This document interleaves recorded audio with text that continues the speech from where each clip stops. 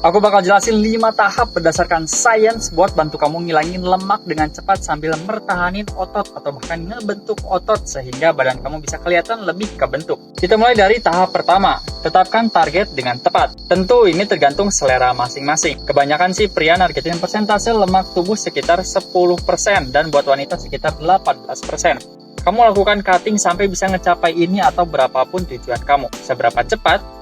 Idealnya, penurunan berat badan buat pertahanin otot yang ada atau sambil ngebentuk otot itu sekitar 0,5 sampai 1% berat badan per minggu. Jadi kalau berat badan kamu 80 kg, berarti kamu targetin penurunan berat badan sebesar 0,4 sampai 0,8 kg per minggu. Kalau kamu nurunin berat badan lebih cepat dari ini, kamu berisiko menyusutkan otot, nurunin performa, dan lebih besar kemungkinan kamu nyerah karena diet yang terlalu terbatas yang nimbulin rasa lelah yang biasanya muncul setelah 12-16 minggu sejak kamu mulai defisit kalori. Rasa muak bakal muncul makin cepat kalau kamu nurunin berat badan makin cepat lagi. Mainkan dengan bijak.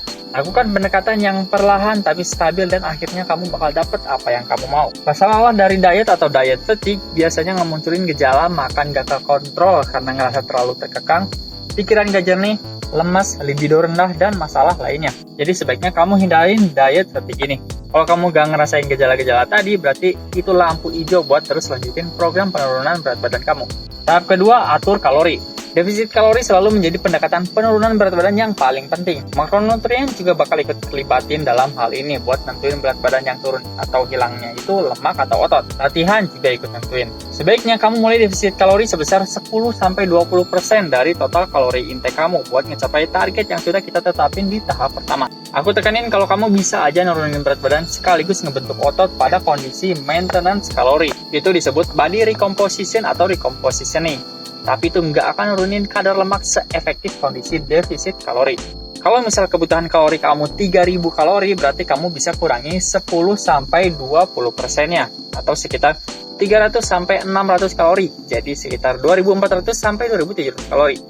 Aku saranin sih kurangin sedikit demi sedikit aja, jadi ambil yang 2700 kalori dengan 300 defisit kalori, apalagi kalau kamu barengin dengan olahraga. Tahap ketiga, makronutrien. Gak semua defisit kalori itu baik. Seperti yang tadi aku jelasin, makronutrien bakal nentuin seberapa banyak otot yang kamu pertahanin atau bentuk, seberapa kenyang kamu saat diet, dan apakah kamu bakal ngerasain diet fatigue. Kamu perlu makan 1,8 sampai 2,2 gram protein per kilogram berat badan kamu.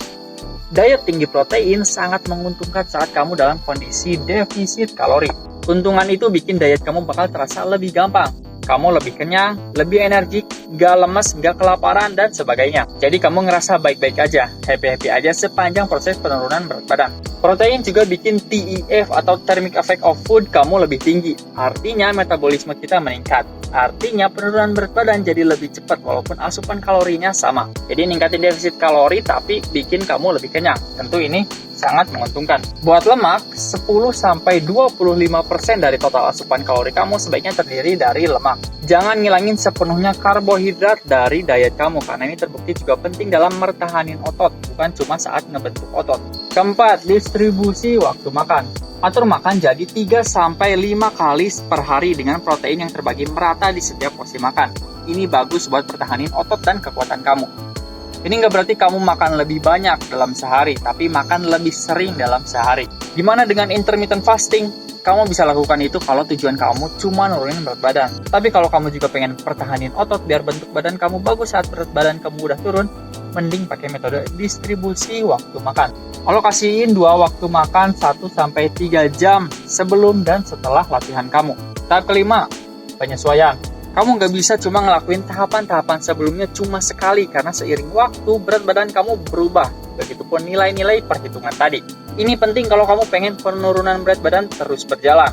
Kalau kamu terus pakai nilai yang sama, lama-lama penurunan berat badan kamu akan melambat dan akhirnya berhenti. Kamu perlu dapetin nilai rata berat badan kamu setiap minggu, foto kondisi tubuh setiap bulan, dan pengukuran lingkar tubuh setiap bulan.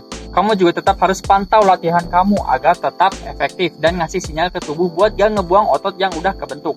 Diet break atau istirahat dari diet dan refeed bisa kamu lakukan kalau penurunan berat badan kamu macet atau mental kamu mulai capek. Kamu bisa lakukan seminggu sekali atau dalam periode lebih lama, misal 1-2 minggu. Tapi kalau kamu bisa bertahan selama 12-16 minggu tanpa harus istirahat, itu juga nggak masalah. Jadi itu dia tahapan-tahapan yang perlu kamu lakukan buat ngerancang program cutting yang tepat. Kalau kamu butuh bantuan dalam ngerancang dan ngeoptimalin program kamu bisa daftar aja ke Galuh Personal Trainer lewat link di bio atau deskripsi. Tulis di komen kalau ada pertanyaan, like dan share video ini ke teman kamu yang udah perlu cutting. GPT out.